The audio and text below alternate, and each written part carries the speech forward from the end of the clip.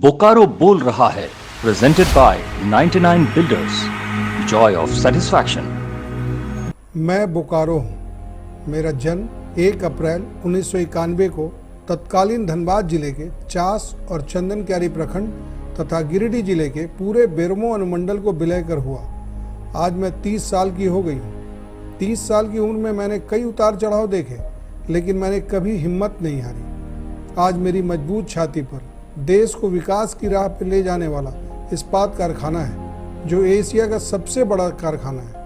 हम देश के इस्पात उत्पादन में आधे से ज़्यादा का योगदान करते हैं। हमारे इस कारखाने से निकलने वाले स्टील से भारतीय नौसेना के गौरव विक्रांत को फौलादी रूप दिया गया है।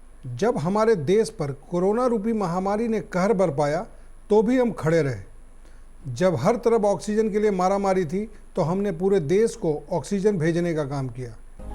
हमारे यहाँ Bharat refractories limited, Hindustan steel workers construction limited, Damodar Ghati Nigam की सहायक कंपनियाँ, coal India limited, electro steel, casting Bokaro power supply company private limited, Indian explosive limited, JP group, तेल एवं प्राकृतिक गैस निगम तथा ऐसी कई कंपनियां स्थापित हैं। कुछ बड़ी कंपनियां आज भी यहाँ नए उद्योगों को लगाने में लगी हैं।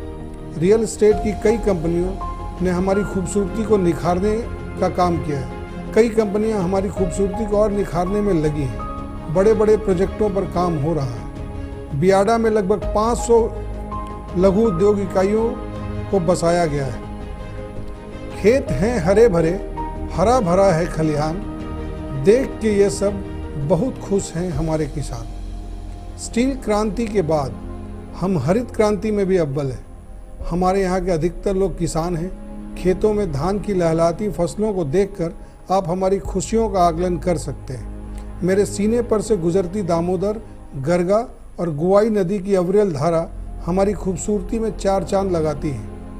हमारे यहाँ गरगा डैम, तेनुघाट डैम, हथिया पत्थर, नेहरू पार्क, ललपनिया छरछरिया झरना, लुगु बुरु आदि कई जगह हैं जो पर्यटन के दृष्टि से बहुत ही महत्वपूर्ण है। सितंबर से फरवरी तक इन क्षेत्रों में सैलानियों की भीड़ लगी रहती है। बोकारो यानी हमारा नाम आते ही स्टील प्लांट आंखों के सामने आने लगता है, लेकिन जैसा हमने आपको पहले जिन पर्यटन स्थलों के बारे में बताया, उसके अलावा कई जगह हैं जो आज गुमनामी के दौर में है। सिम्फोर टावर इसी में से एक है। इसका निर्माण 1854 में अंग्रेजों ने किया था। यह चंदनक्यारी के बाबूडी गांव में है। इसकी ऊंचाई लगभग 75 फीट है। यह टावर उस जमाने में टेलीफोन संचार के रूप में जाना जाता था। प्राकृतिक रूप से तो हम शक्तिशाली हैं ही, धार्मिक रूप से भी हमारी विरासत बहुत मजबूत है। यहाँ के जगन्नाथ मंदिर और राम मंदिर के अलावा कई ऐसे मंदिर हैं जहाँ भक्तों का तांता लगा रहता है। चास और बोकारो में बने गुरुद्वारा की रंगत भी देखते बनती है। कई मस्जिदों में भी अजान से पूरा वातावरण शुद्ध होता है। हाल के बरसों में सड़कों का जाल बिछ गया है। हमारे यहाँ से झारखंड की राजधानी रांची तक का सफ़र आप 2 घंटे से भी कम समय में पूरा कर सकते हैं। हमेशा जाम में रहने वाला चास का जोधाड़ी मोड़ से अब फराटा गाड़ियों का आना जाना लगा रहता है। तिलमच्चों पर एक नया ओवरब्रिज भी बन रहा है। हमको जो सड़क बंगाल से जोड़ती है, उस सड़क का भी कायाकल्प हो चुका है। सड़कों का जाल बिछने के बाद अब हम ऊंची उड़ान को तैयार हैं।